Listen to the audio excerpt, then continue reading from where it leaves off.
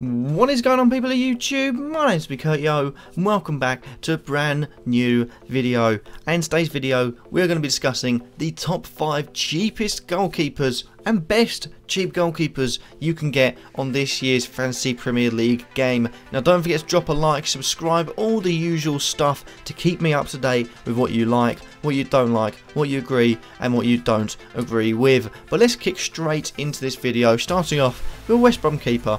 I think we all know who. That is, of course, Ben Foster. He comes in at £4.5 million. All the goalkeepers on this list are £4.5 million. Last year, I was about to say last year, 38 games played, 51 goals conceded, just the 6 clean sheets for him, according to FPL, just 2 yellow cards. Not the best from West Brom. They weren't too good last season. I will probably check that. If it's down the bottom of the screen it's different, then yeah, but looking at it does seem a bit wrong. But they did have a poor season clean sheet wise this season. However, the Myhill and Foster partnership is really ramping up with ownership. Why do I think they should bring them in? Simply because I think there'll be a better season from them for West Brom.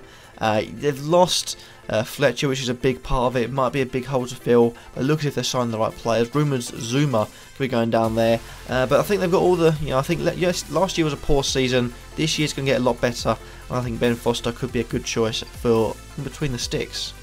Next up, we've got quite a weird 4.5 goalkeeper that I quite like the look of, and it's Asmir Begovic. Now, the Bournemouth goalkeeper played 2 times last season. Conceded 5 goals, no clean sheets, no yellow cards, no red cards. That's pretty self-explanatory. But one thing that is interesting is that he's £4.5 million now.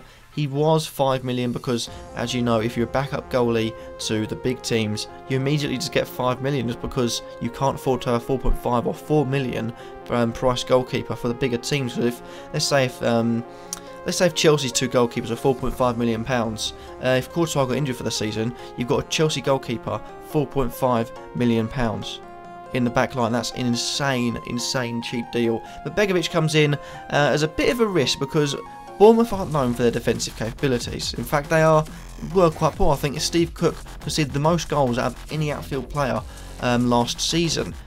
But they've improved. Nathan Ake has joined. Asmir Begovic has joined. Jermaine Defoe has joined. They're improving as a team. They'll get much better, a lot sturdier this time. I think Begovic is a fantastic keeper. Could be the one to keep out those chances that maybe would have slipped through their fingers. Begovic is a good shout, and I think you should definitely consider him. Following on from him, we've got another goalkeeper that I think probably could have been a bit higher, but I'm surprised he's this low. It's Lukasz Fabianski of Swansea. Now, again, Swansea weren't the best defensive-wise this season, or last season I should say. 37 games played last season, 69 goals conceded, the most out of anyone on this list. 8 clean sheets, 1 yellow card, 0 reds. Those stats are bad, they're terrible, they're dreadful. And for a goalkeeper for me to be suggesting, why am I doing that? Simply because they improve. If you look at the first half of the season to the second half of the season, they improved. Fabianski improved, Swansea improved, everyone improved. And I think Paul Clement could improve on them this time. Granted, Sigurdsson is gone, or basically gone I should say, £50 million. They can improve that elsewhere. The team will have gelled more in pre-season, got to know Paul Clement a bit more, and now we're looking at the fact of they could be back to the Swansea we knew that were battling for mid-table, maybe even top half finish, rather than the relegation battlers we knew last season. Fabianski could be a really cheap shout, really good shout, and £4.5 million I think is a really good price for him. Moving on from that, we've got a really weird one, which is Adrian and also Randolph. Now, how am I doing that? Because I feel like they could be a great partnership. Now, I couldn't put one in there without the other because I don't know who's the first team goalkeeper. If Joe Hart does sign, that puts this out of the question. If he doesn't, these two as 4.5 could be good. Now, granted, yes, you look at some of the games they played, they were shocking, but between 2 of them, 38 games played, 64 goals conceded, 10 clean sheets. This is the highest on this list, 10 clean sheets out of 38, and that was a poor season for West Ham. If they improve this season, if they sturdy themselves in the new stadium, if they get used to the 3 at the back tactic that Bilic introduced later on in the season, they could be back to the West Ham of old, where they weren't conceding, they were being hard to beat, not many teams were getting past them. Mourinho said Black and Decker you'd need, and it wouldn't even get through the wall. For me, it's a really, really good shout, and it's a one that I don't think many people will go to. So if you're looking for a differential, it's a great one to have. And you don't need to worry about who plays, because if Adrian doesn't play, Randolph will come in off the bench. If you put Randolph in the team and he doesn't play and Adrian plays, Adrian will come in. So there's no real risk about it at all. But they're a decent shout. If Joe Hart does join, it's out the window. But if he doesn't, I think it's game. Lastly, we've got the biggest risk this time in Heurelho Gomes. Now, old Slippy Fingers himself, butter must be smeared on his gloves every time he steps out onto a football field. And if you're going to go on their last game of the season, wasn't too good from what's point of view. But he played 38 games last season, 64 conceded, 7 clean sheets and just the 1 yellow card. Why do I think they could be good? Well, the fact of the new manager. Now, last season was a shambles. I think, it was another poor appointment. I think they can't keep on going, scouting European talent, European managers, expecting results. They're not going to go anywhere. They're going to stay in the same old rut they've been in since they basically came out to the Premier League.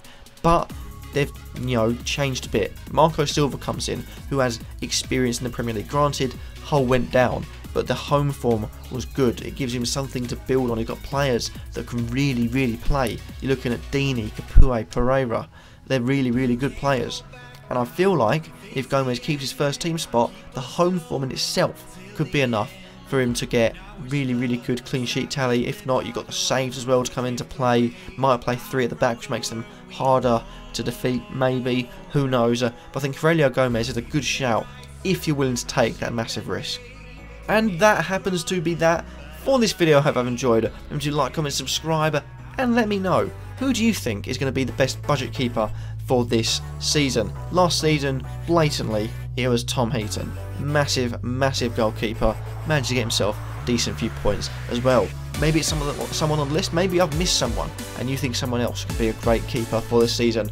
Let me know in the comment section down below. Thank you for watching. Hope you have enjoyed. Remember to like, comment, subscribe, and I'll see you all in the next video. Peace.